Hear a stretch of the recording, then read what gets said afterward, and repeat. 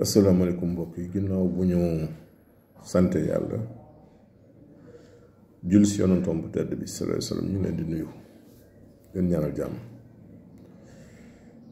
di ñaan yàlla dolli dal dolli xewal dolli naataange si réew bi di dalal nag xelu mbokk yi muy surtout mbokku patriote yi leen wax ni lii xew si wàllu parrainage bi muy bañ a jox bi ñu jox Ousmane Sonko fii si parrainage bi du dara xam nga ñoom bu leen neexoon sax bañ a def parrainage bi citoyen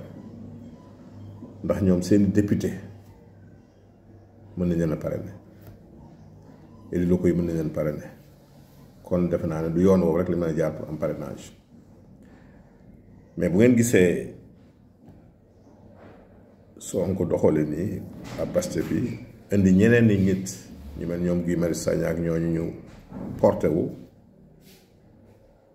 lépp rek incha allah rabi si Sonko lay dellu ndax porte boobu ñu porté xam nga moment parrainage dafa nekk moment de communion avec les militants avec la population avec soppe yi avec patriotes yi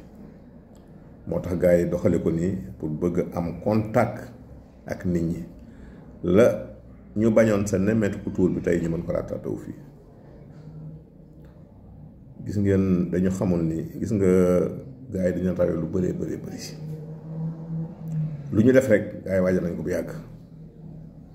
kon ngeen dalal xel yi xam ni incha allah war ba fii ñu wax ak yéen gisaguma luy tee Sonko bokk si élection yi en tout cas sur le plan si buñ doxalee yoon si wàllu yoon gisaguma ko waaw gisaguma ko kon nag ñu dalal xel yi te it li ma leen waxoon rek dal gi moom ak tekk ji bu amee rek buntu feeñ incha allahu rabbi dañuy ñaan changement bi nga xam ne ñi ëpp Sénégal tey bëgg nañ ko soxla nañ ko si 2024 bi muy le 25 février yàlla sottal ko ba yu bari yu nit ñiy jooy tey loolu fajal ñu ko kon lépp nag li ma leen waxoon rek si jàmm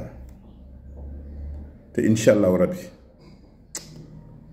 le 25 février 2024 dañu xam ne yàlla tànn na te candidat yàlla bi dana leer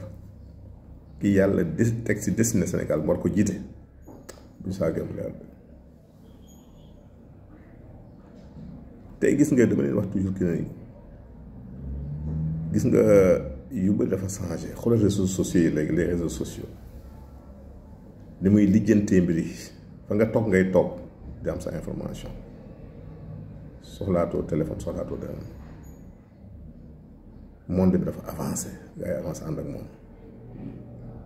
te it ñu bàyyi di yàq ak jaxase gis nga le àndandoo bi gën a wóor fi mu nekk l'allié le plus sûr pour le Pastef actuellement pour Sonko mooy le pur suñ Moustapha Sy réerawul ak Ousmane Sonko